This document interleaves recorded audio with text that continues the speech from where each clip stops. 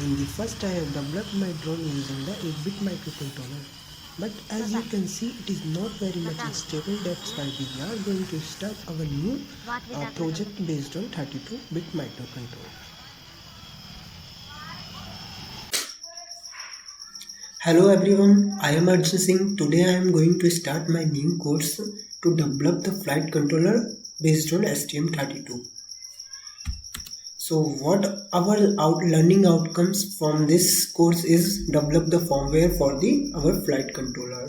We will set up the peripherals and generate the code using the stm IDE and see how the MPU 6050 interconnect with the stm32 and how actually it's work in drones.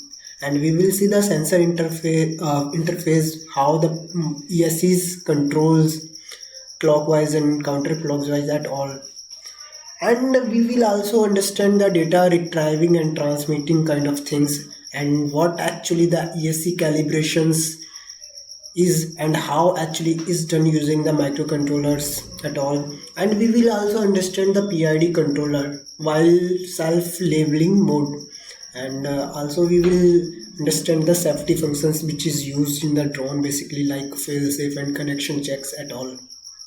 In the last we will understand the radio communication and how they are. We know very well, if you are get familiar with the drone kind of things, like there are lots of lots of transmitters like fly sky at all. These kind of things are available in market, but we will try to develop our own radio data communication using the NRF24.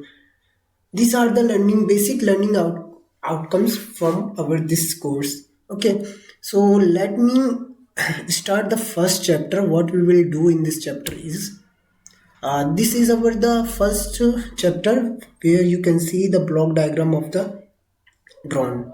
So let me first tell you, we are going to use the stm32 cube id for to develop the code for our flight controller. Okay, so in the first session from now we will start with the stm cube id, and here is the our block diagram for our flight controller. As you can see, there is a in middle box there is a stm32f1, and which is getting the data from MPU 60. Basically that data is nothing but a yaw pitch roll, or we can say basically that data is converted into yaw pitch or roll correlations. That data from we are getting from the MPU side is just angles, acceleration and gyroscope data.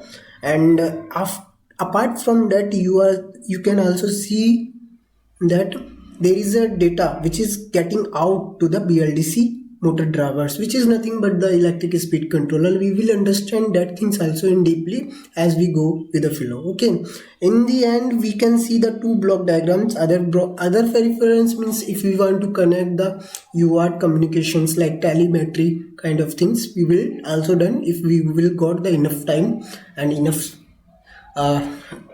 things to do with the same. Okay, you can see the radio communication.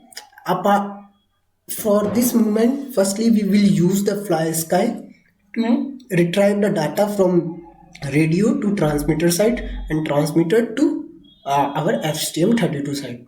That things we will develop in this course.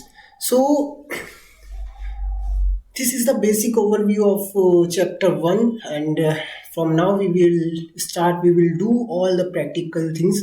In case if you are very interested in technical kind of things, you can join me and you can follow me as you want. Okay,